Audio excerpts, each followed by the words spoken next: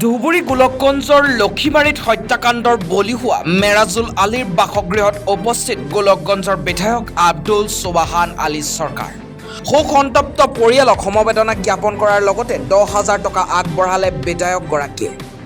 উল্লেখ্য যে 24 চনৰ ডিচেম্বৰত কেৰম খেলক কেন্দ্ৰ কৰি সৃষ্টি হোৱা কাজিয়াৰ আলম লৈ শিক্ষক শ্বাহ আলম চৰকাৰ, আঞ্জামুল চৰকাৰ আৰু ৰেজ্জাক তালুকদাৰে দলে বলে আক্ৰমণ কৰিছিল জয়নাল শ্বেখৰ বাসগৃহত। চোকা অস্ত্ৰৰে আক্ৰমণ কৰি গুৰুতৰভাৱে জখম কৰিছিল মেৰাজুল আলীক।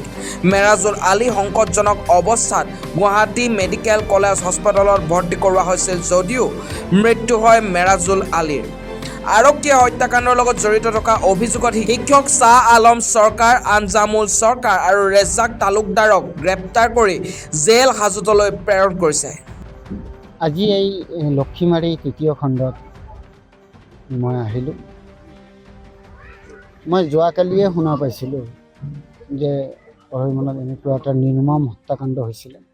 সৰু সুৰা কেৰম বৰ্ড খেলা অৱস্থাত কিবা এটা সৰু সুৰা কাজিয়াৰ ফলত তাৰপিছত ৰাতি 12টাৰ পিছত আহি এই কেৰম খেলত অংশগ্ৰহণ কৰা যি ব্যক্তি কেইজনমান, ইহঁতে ঘৰত আহি ঘৰৰ দৰজা ভাঙি মেৰাজুল হকক ঘপিয়াই হত্যা কৰে।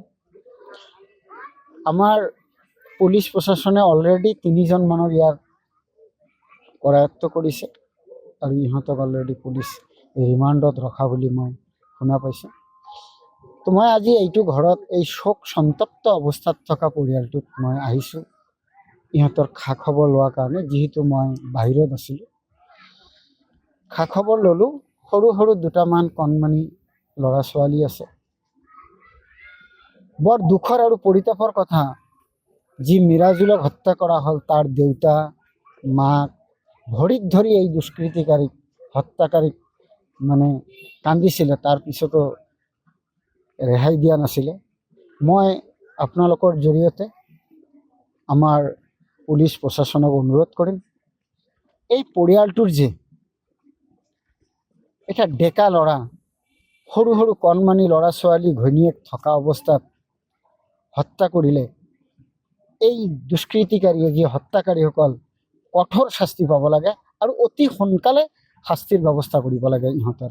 আৰু আমাৰ চৰকাৰৰ ফালৰ পৰা এই পৰিয়ালটোক, এই সৰু ল'ৰা ছোৱালী দুটাক আৰু ঘৈণীয়েকক যাতে অহা দিনত ইহঁতৰ চলাৰ পাথেয় ব্যৱস্থা কৰি দিয়ে, সুবিধা কৰি দিয়ে, তাৰ কাৰণে মই নিশ্চিতভাৱে আজি অনুৰোধ কৰিছোঁ। ব্যক্তিগতভাৱে হ'লেও মই আমাৰ উপায়ুক্তৰ লগতে আমাৰ যিসকলে এইটো ডিপাৰ্টমেণ্টত কৰে, যদি কিবা এটা এই আৰ্থিক অনুদান আনি দিব পাৰোঁ তাৰ চেষ্টা কৰিম। লগতে মোৰ ব্যক্তিগত তৰফৰ পৰা মই যিখিনি পাৰোঁ অহা দিনত মই নিশ্চিতভাৱে সহায় কৰিম। এই দুখিত এই পৰিয়ালটোৰ লগত মই নিশ্চিতভাৱে অহা দিনতো থাকিম, যাতে ইহঁতৰ সুবিধা অসুবিধা আমি কৰিব পাৰোঁ। সকলোতকৈ ডাঙৰ কথা, যি অপৰাধীৰ শাস্তি আমাৰ ভাৰতবৰ্ষৰ আইন অনুযায়ী যি শাস্তি পাব লাগে, সেই শাস্তি খুব কম দিনৰ ভিতৰত দিব লাগে। এইখিনিয়ে মোৰ পুলিচ প্ৰশাসনলৈ অনুৰোধ। ৰাইজে ফাঁসিৰ দাবী জনাইছে, আপুনি কি? মই ফাঁসিৰ দাবীটো ডাইৰেক্ট এনেকৈ ক'ব নোৱাৰোঁ। আমাৰ ভাৰতবৰ্ষৰ যি আইন আছে, ন্যায়পালিকা আছে, সেই ন্যায়পালিকাৰ যি ধাৰা আছে, যি ধাৰাত অভিযুক্ত হয়, সেই ধাৰাৰ একদম কঠোৰৰ পৰা কঠোৰতম যি শাস্তি যিখিনি আছে সেইখিনি। গৌৰীপুৰৰ পৰা চাহাবুদ্দিন মোল্লাৰ report, Assam north east news live.